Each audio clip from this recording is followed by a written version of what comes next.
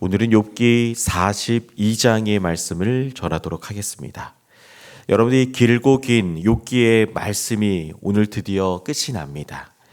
여러분들 욥기 말씀을 우리들이 읽고 묵상하면서 오늘 본문 마지막에 보니까 욥이 늙어 나이가 차서 죽었더라. 한 사람의 인생의 죽음의 기록이 오늘 본문 마지막에 기록되어 있습니다.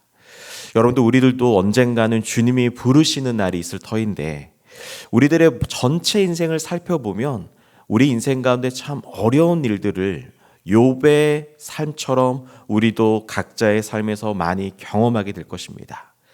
그런데 오늘 욥기 42장에서 우리가 좀 기억하고 싶은 내용은 무엇이냐면 우리 인생에 당하는 모든 고난 후에는 항상 고난의 깨달음이 있다는 것입니다. 이거는 우리가 원치 않은 고난을 만났을 때도 마찬가지고 본인이 혹시라도 죄를 지어서 하나님 앞에 심판을 받더라도 하나님이 원하시는 건 뭐냐면 그 심판 후에 반드시 깨닫기를 원한다라는 거죠. 그래서 오늘 본문 욥기 42장은 한평생 살아가면서 욥이 내 인생에 찾아온 그 고난을 겪고 난 후에 깨달은 어떻게 보면 간증과도 같은 본문이 오늘 욥기 42장이라고 할 수가 있습니다. 여러분들 욥이 이 원치 않은 고통 그리고 고난 어려운 가운데 하나님께서는 폭풍우 가운데 찾아오셔서 하나님의 음성을 들려주셨습니다.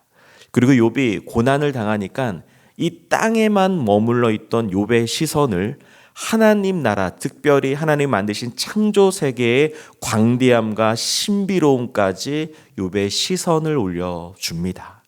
하나님께서 이렇게 고난당하고 있는 욥의 시선을 넓게 펼치신 이유는 무엇이냐면 고난당하고 있을 때 오히려 그 고난에 매여 있지 말고 이 세상을 만드신 하나님을 바라보라는 것입니다.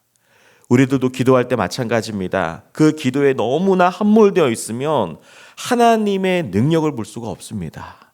그러므로 우리의 기도의 초점은 뭐냐면 능력이 많으신 하나님을 바라보셔야 된다는 거예요.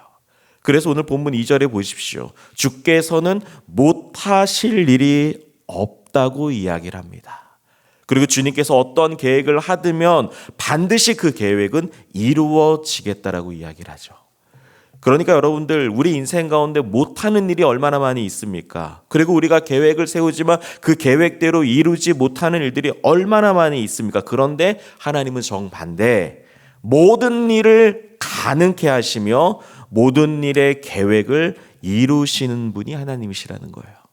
그 하나님의 광대하심과 하나님의 놀라우심 앞에 서 보니까 욥이 평생 어떻게 살아왔냐면 깨닫지도 못한 일을 말하는 삶, 그리고 스스로 알 수도 없고 헤아리기도 어려운 일을 말하였다. 그러니까 하나님의 본 마음을 몰랐다라는 거예요. 내가 신앙생활하면서 하나님의 진심을 깨닫지 못했다라는 거죠. 그동안 너무나 내 계획과 내 생각과 나를 합리화하면서 모든 것이 내 중심적으로 결정하고 판단했는데 인생의 마지막 끝부분에 와서 보니까 내가 그동안 하나님의 마음을 너무나 헤아리지 못했구나라는 걸 욥이 이야기를 하죠. 그러면서 그 유명한 내가 평생 하나님을 귀로만 들었는데 이제는 직접 하나님을 인격적으로 보는 눈으로 보는 영안을 열렸다라고 고백을 하고 있습니다. 그러니까 평생 내가 하나님의 말씀을 읽고 평생 주의 말씀을 들었는데 중요한 건 무엇이냐면 그 들었던 말씀을 소화해내는 것다는 거예요. 우리가 하나님이 누구신지 알고 말씀이 무엇인지 알고 찬양이 무엇인지 아는데 정말 중요한 건 무엇이냐면 그걸 우리 삶 속에서 소화해내고 삶의 열매로 만들어내는 겁니다. 그래서 욥이 이 세상을 떠날 때 고백했던 건 뭐냐면 진짜 신앙생활은 그냥 겉으로 내가 귀로만 듣는 것이 아니라 내가 직접 맛보고 내가 직접 경험하고 내가 직접 체험하는 신앙이 진짜 신앙이다라는 걸 욥이 이야기를 합니다. 그러면서 욥의 마지막 인생은 무엇이냐면 하나님 앞에 회개했습니다. 그동안 하나님 내가 너무나 무지했습니다. 내가 너무나 연약했습니다. 내가 너무나 어리석었습니다. 그러면서 티끌과 제 가운데서 회개하는 삶을 마무리했다고 오늘 42장은 이야기를 하죠. 여러분들 그런데 이 욥의 회개는요, 단순히 잘못을 고백하는 것 이상으로 하나님 아니면 내가 살 수 없다는 하나님의 실존을 실제로 고백한 내 인생 가운데 유일한 고백이었다는 거예요. 여러분들 오늘 본문을 통해서 확인하고자 하는 내용이 있습니다. 그건 무엇이냐면 고난에는 하나님의 메시지가 있다라는 것입니다.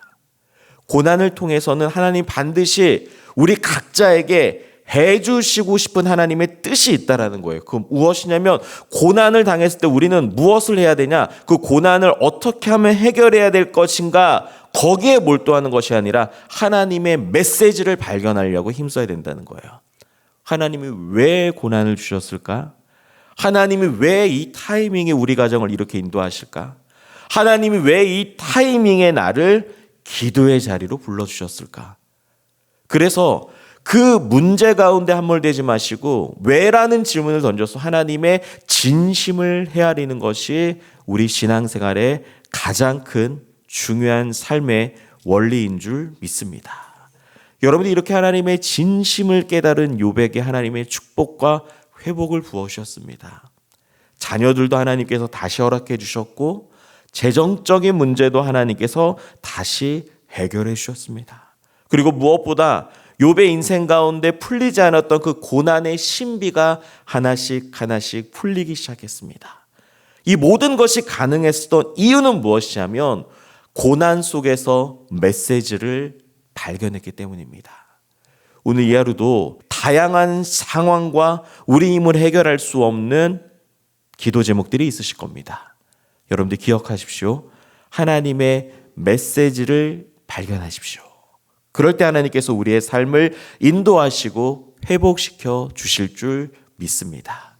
오늘 이 하루도 하나님의 귀한 메시지를 듣는 우리 동산의 모든 성도님들이 되시기를 간절히 소망합니다.